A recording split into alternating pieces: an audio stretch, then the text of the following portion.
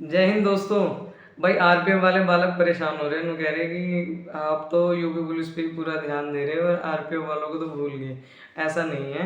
RPF की math के लिए बहुत सारे कमेंट्स आए थे कि आरपीएफ की मैथ समझ नहीं आ रही है, क्या हम अभी से भी तैयारी कर सकते हैं, हमें क्या स्ट्रैटेजी फॉलो करनी चाहिए कि आरपीएफ तक जब भी हमारा एग्ज़ाम हो तब तक हम पूरा प्रॉपर आरपीएफ क्लियर करने लायक हो जाएं।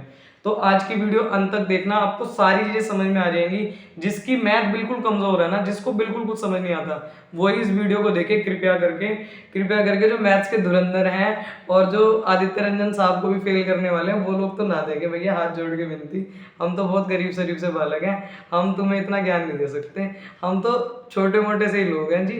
हाँ, तो हमें तो ज्ञान देना मत बाद में कमेंट में आके। जो बालक बिल्कुल ऐसा फील कर रहा है कि भाई हम मैथ में बहुत गरीब हैं और हमसे कुछ नहीं होएगा, वो इस वीडियो को अंत तक देखना। तुम्हें मोटिवेशन भी मिल जाएगा और तुम्हें ये भी पता चल जाएगा कि मैथ कैसे करनी है। देखो, सबसे पहली बात, अगर आप लोग सिर्फ और सिर्फ आरपीएफ को टारगेट कर रहे हैं तो अभी आपके पास सचमुच इनफ टाइम है। अब वो इनफ टाइम कैसे है मैं बताती हूँ। हम लोग ऐसा एक्सपेक्टेड मान के चल रहे हैं कि आपका पेपर जो है वो अक्टूबर नवंबर में शिफ्ट होगा, ठीक है। तो उसको ध्यान में रखते हुए अभी आपके पास 2 से ढाई महीने मोटे मोटे हैं। अब इस 2 से ढाई महीने को आपको बिल्कुल जी जान मेहनत करके करना है। देखो, ऐसा तो है नहीं कि तुम अब तक झकी मार रहे थे, कुछ ना कुछ तो मैथ तुमने पढ़ी होगी। ऐसा तो है नहीं कि बिल्कुल 10वीं 12वीं 12वीं तो पास कर ही रखी है जब कांस्टेबल बनने की तैयारी कर रहे हो तुम, या एसआई बनने की तैयारी कर रहे हो तो ग्रेजुएशन भी कर रखी होगी। तो कुछ ना कुछ तो तुमने मैथ पढ़ी होगी, ऐसा तो हो नहीं सकता, ठीक है। तो सबसे पहले तो अपने दिमाग से ये निकालो कि मुझे नहीं आती, मुझे नहीं आती, हाय हाय हाय, ये सब चीजें करनी बंद करो। आ जाएगी, धीरे धीरे आ जाएगी। अब बताएंगे कैसे आएगी।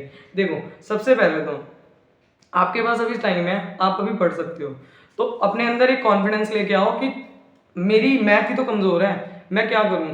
मेरी अगर मैथ कमजोर है तो मुझे थोड़ा सा एक्स्ट्रा टाइम देना पड़ेगा। भाई देखो, रीजनिंग को तुम लोग कुछ समझते नहीं हो, जीके जितनी होएगी उतनी हो ही जाएगी। तो बची क्या, बचा तो मैथ ही ना। सिर्फ 3 ही तो सब्जेक्ट आते हैं हमारे आरपीएफ में, तो तीसरी चीज क्या बची हमारे पे, मैथ बची।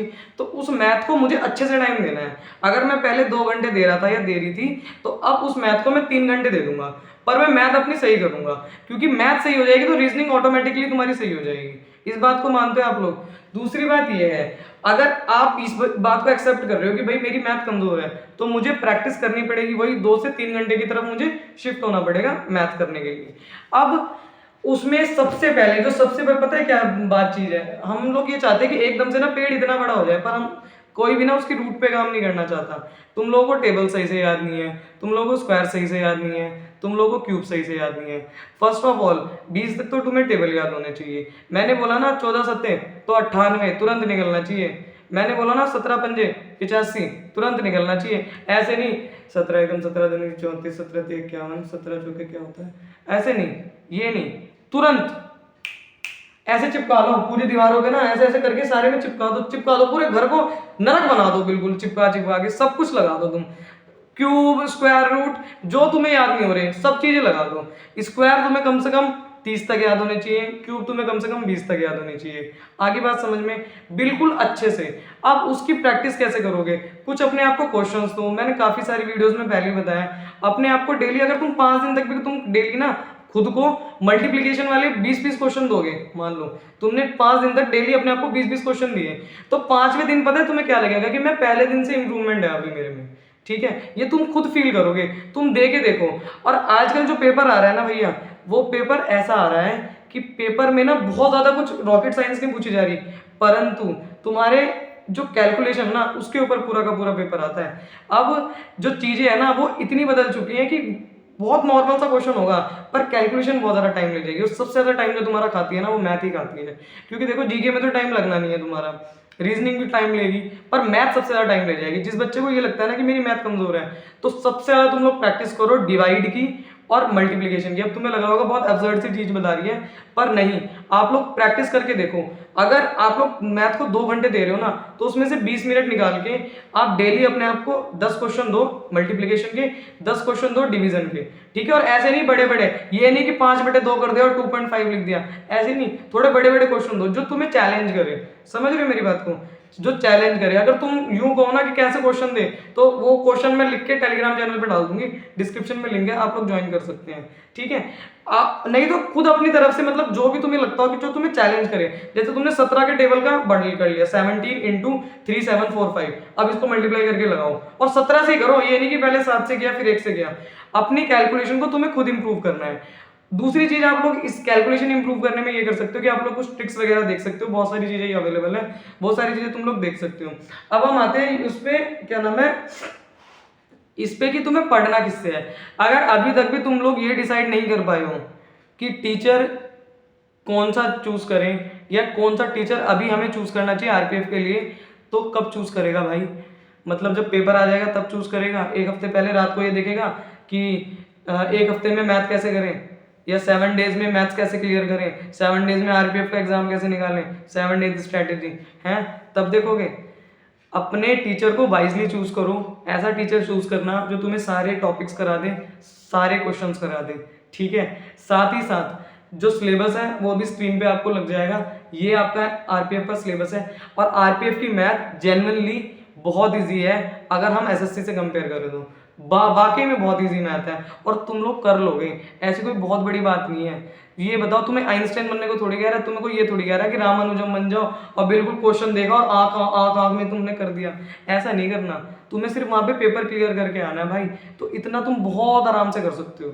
अभी समय है, समझ में आ रही है, अभी समय है, तो आप लोग अपने आप को थोड़ा एक्स्ट्रा टाइम दो भाई।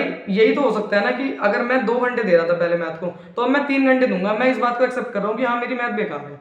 इतने इतने टॉपिक्स है तुम्हारे भाई, क्या क्या टॉपिक है, ज्यादा से ज्यादा तुम्हारा प्रॉफिट एंड लॉस है, डिस्काउंट में दिक्कत आ रही है, किसी और टीचर पे स्विच कर लो, ऐसा देख लो जो तुम्हें सारे टॉपिक्स करा दे, बस, ज्यादा नहीं। अभी मॉक टेस्ट वगैरह कुछ मत देना, पहले अपना सिलेबस कंप्लीट करो। फर्स्ट ऑफ ऑल अपना टीचर वाइजली चूज कर लो, दूसरा अपना सिलेबस कंप्लीट कर लो उसी टीचर से, और उन्हीं क्वेश्चंस की 5 बार 6 बार 7 बार 8 बार प्रैक्टिस कर लो, ठीक है। नहीं हो पाए ना तो कम से कम 5 बार तो प्रैक्टिस तुम्हें करके ही जानी है, कम से कम 5 बार प्रैक्टिस किसी भी मैथ के क्वेश्चन की तुम कर लोगे तो तुम अपने आप ही क्लियर कर दोगे भाई। जो ये टॉपर्स होते हैं, या अगर हम लोग भी हैं, हमने जॉब ली है, तो ऐसे नहीं कि हमने हवा में ले ली या हमारी मैथ बहुत अच्छी थी, हम शुरू से पढ़ने में बहुत अच्छे से, ऐसा कुछ नहीं है, ठीक है। सब प्रैक्टिस से आता है, सब कुछ प्रैक्टिस से आता है। जितनी ज्यादा तुम लोग प्रैक्टिस करोगे उतना ही अच्छा तुम्हारे अपने अंदर इंप्रूवमेंट दिखेगा, ठीक है। तो प्रैक्टिस पे ध्यान दो अपनी, बिल्कुल भी ये मत सोचो कि मुझसे होगा या मुझसे नहीं होगा, मेरी तो मैथ शुरू से ही ऐसी कमजोर है। नहीं, कुछ नहीं है तेरी कमजोर, तू सबसे बढ़िया करके आएगा। देखियो, जिसकी मैथ कमजोर है ना वो सबसे बढ़िया करके आएगा। जो मैथ में यूं सोचे ना मैं तो ज्यादा धुरंधर हूं, उसी से गलतियां हो जाती है। जो ये सोच के चलता है ना कि मेरी मैथ कमजोर है यार, मैं तो डर सा रहता है, तो जब डर रहता है ना तो थोड़ा बहुत डर होना भी जरूरी होता है, वो ना आपकी जो परफॉर्मेंस है उसको इनहेंस करता है। बिल्कुल परेशान होने की जरूरत नहीं है, आपके पास अभी समय है, अपने समय को यूटिलाइज करो, थोड़ा सा एक्स्ट्रा टाइम दो मैथ को। देखो, जिस चीज को तुम समय दोगे वो चीज तुम्हारी हो जाएगी, कोई भी चीज हो जाए, ठीक है। जिस चीज को तुम समय दोगे वो चीज तुम्हारी हो जाएगी, चाहे वो मैथ हो, चाहे वो रीजनिंग हो, चाहे वो इंग्लिश हो, चाहे वो लड़की हो, चाहे वो मनी हो, कुछ भी हो, सब चीज तुम्हारी हो जाएगी। तुम्हें समय देना होगा, तो तुम समय दोगे, मुझसे वादा करो। अभी कमेंट करना कि हाँ मैं पूरा समय दूंगा, अपनी मैथ को इम्प्रूव करूंगा और डेली प्रैक्टिस करूंगा, डेली प्रैक्टिस करूंगा। अपने आप को ना मतलब एक टास्क दो कि डेली प्रैक्टिस करूंगा, मैं प्रैक्टिस करे बिना सोऊंगा नहीं। अगर मैं प्रैक्टिस करे बिना सो गया तो मैं आज रात का खाना नहीं खाऊंगा। मतलब कुछ भी अपने आप को ऐसा टारगेट दो कि मैं करके रहूंगा, ठीक है। करोगे ना? कमेंट करना। जय हिंद।